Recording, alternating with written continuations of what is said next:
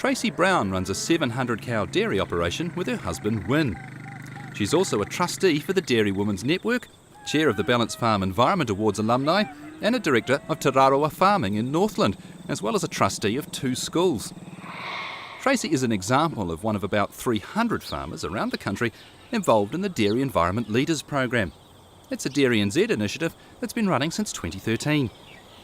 The background to the Dairy Environment Leaders was initially the brainchild of Rick Bidmore.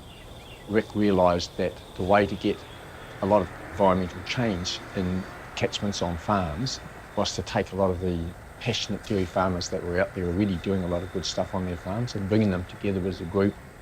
Those farmers are going back to their communities, engaging with their other farmers, with their local communities, with their local governments, with central government, and influencing, both first sharing the good work that they're doing and encouraging others to actually do the same work and influencing, hopefully, policies that are being developed. I've got an ag science degree. That's where Wyn and I met. We're both ex-Massey students. And I was an economist prior to marrying a dairy farmer and going farming. I was in Wellington, I did that for 3 years. I guess we just always been really passionate about the environment. We won a couple of environmental awards actually. One in 2001 I think it was, for habitat enhancement on our property. That was through the Regional Council. And then in 2010 we sort of got coerced into entering the Balanced Farm Environment Award. And lo and behold, we won it, much to our surprise. So that was 7 or 8 years ago now, and that was really the beginning of our journey with Dairy Environment Leaders. I'm the chair of the Dairy Environment Leaders program, so my role in that is very much around the strategic leadership and the planning and the organising, connecting with speakers, bringing people together for the event, and a lot of it is about empowering other farmers to lead also, looking for opportunities for them to tell their story. The ultimate aim is around engagement of more and more farmers in environmental action. So we've got around 300 people that have been through the program now, and it's now about numbers and scaling that up. The Dairy NZ Dairy Environment Leaders Forum is an initiative that's funded and sponsored by Dairy NZ. We get 100 farmers together once a year in Wellington, and it's about leadership and the environment, bringing both together. Last year I was involved with the dairy strategy refresh. I was on the working group for that, and there's 6 main areas, one being environment, and one of the goals under that is to create a 50-year blueprint for land use in New Zealand. This discussion that we need to have, not just for dairy, but as the wider agri-sector with everybody, dairy, sheep and beef, cropping, arable. There may need to be some areas come out of dairy. We don't know that yet until we've had those conversations. It needs to be done very much at a region and a catchment level.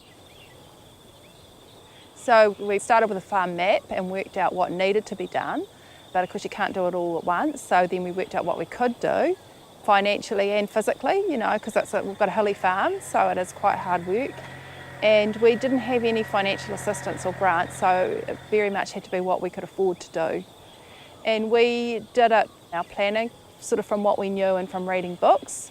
But now there's all sorts of really good tools available now, like the riparian planning guide that Dairy NZ has got online, and you can actually go in there and work out what to plant where and how much it's going to cost. That's a great tool that's available now.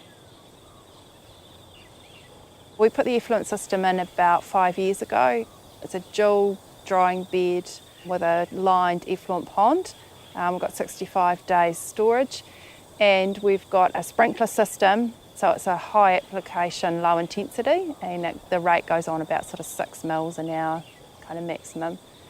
We previously had a travelling irrigator, which was problematic in that it would block and things like that and cause quite a bit of stress. So the new effluent system cost us about $250,000, but I think it's been worth every single penny. We are able to recycle our nutrients more efficiently. We can save money on our starter fertiliser for maize, and it just makes our business more efficient. We never just want to be compliant. We're always looking at what we're doing, reviewing that and trying to make things better. And so that effluent system is well above what we needed to be compliant. Wetlands help slow down the movement of water. They help remove nutrients that shouldn't be going into the water. And there's been some trials done recently with Dairy NZ with if you've only got sort of even 10% of your paddock fenced off as a wetland, that can reduce the nutrient leaching by sort of anywhere between 75 and 90%, and that research has been consistent. So that's really good news.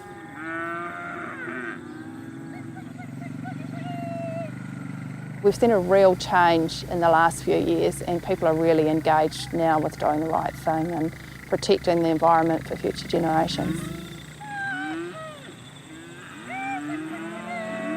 On-farm change happens when farmers take ownership of the outcomes that we need to collectively themselves and their communities need to achieve. And that's from an environmental point of view, from a water quality point of view. So we measure the success about how much farmers themselves take ownership of those outcomes and are proud, I guess, of what they achieve themselves. And that's for us is the outcome we want. So we're really here to support farmers in achieving those things. So the wall of achievement I thought was amazing. It starts first from the farmer themselves, being proud of having a sustainable business from an environmental point of view, from a water quality point of view. It's then making sure that that aligns with the values in their local communities, so that their local communities and the wider New Zealand public are then also proud of the environment these farms operate in and how they look after that, because they use some of New Zealand's natural resources.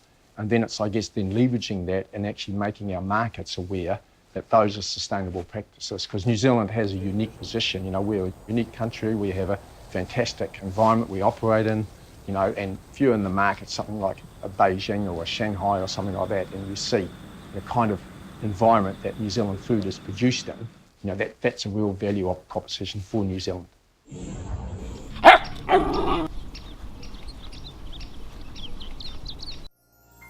This program was made with funding from New Zealand On Air.